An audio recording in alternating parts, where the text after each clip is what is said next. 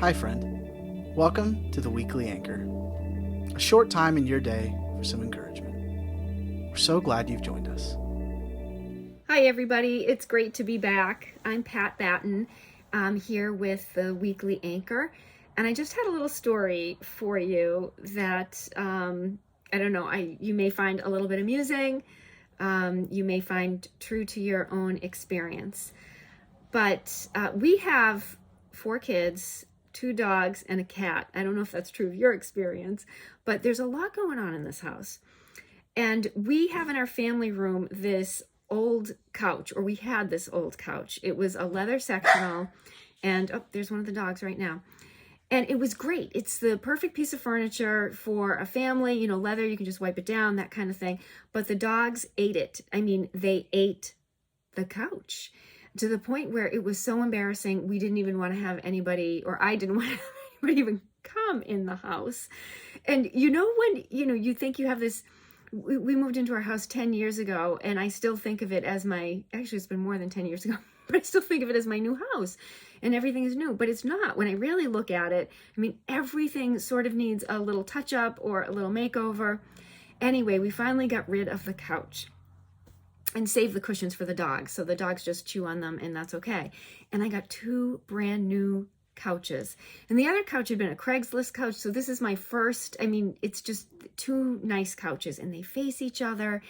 And it's just a pleasant room to be in.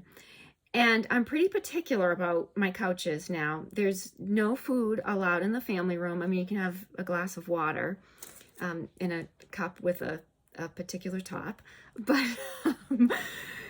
I won't even sit on my couches after I've walked around outside, and say if I've sat on a bench, I'll change my pants before I sit on my couches. So that's how I feel about my couches. I just want to keep them neat. I want to keep them clean. I'd love somewhat of a peaceful environment. Well, a couple of weeks ago, I saw that there was a mark on one of my couches, and it was a purple mark, a purplish pink mark, more purple. And I was convinced it was from the pen of my son, because he was using a purple pen and he was sitting on that spot. Or the other thing I found nearby was some purple silly putty from another boy. So those are the 2 boys. One had the purple pen, the other had the purple silly putty. So I enlisted the middle son secretly. And I said, listen, Sam, can you help me? I could have done my usual and just, questioned everybody who did this, that kind of thing. But I said, let's try a different approach. I said, Sam, I want you to do some investigative work. Okay, you've got a few days here. I said, one of your brothers got this mark right here on my brand new couch, and I want you to find out who did it secretly. So he did. He took, he took several days, and he did a bunch of investigative work. And then Friday night rolled around, and Sam called a family meeting. He said, okay, everybody, I want you to sit down on the couches in the family room, and we're going to talk about something. And of course, the other boys had no idea what was coming. And he said, I've been doing some investigative work all week, and he uncovered something that he had on the tray in front of him. This was his evidence bag. I had given him an evidence bag, and it was covered with a towel. And he took the towel off, and he had thawing blueberries, THAWING, blueberries that had been frozen and were thawing. And he said, I've discovered who made the mark on Mom's couch. It is the person who microwaves blueberries every morning for 12 seconds and puts them in her yogurt. And of course, that was me. And I was so shocked and so surprised that I was the guilty party. I could not believe it. And of course, the boys just thought it was hysterical. And I said, Sam, it couldn't have been me. I am sure it was the pen. It must have been the pen. And he said, no. He said, I tested out the pen.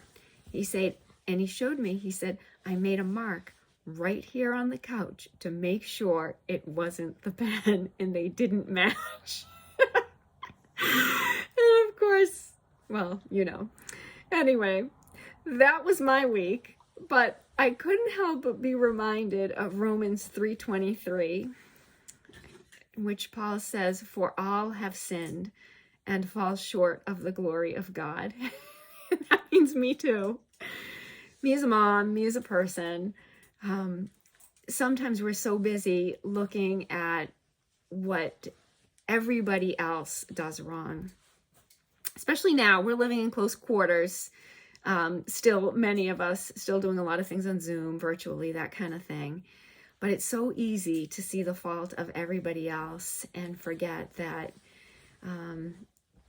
that we are sinful too. But the good news, of course, is that Christ died for that sin.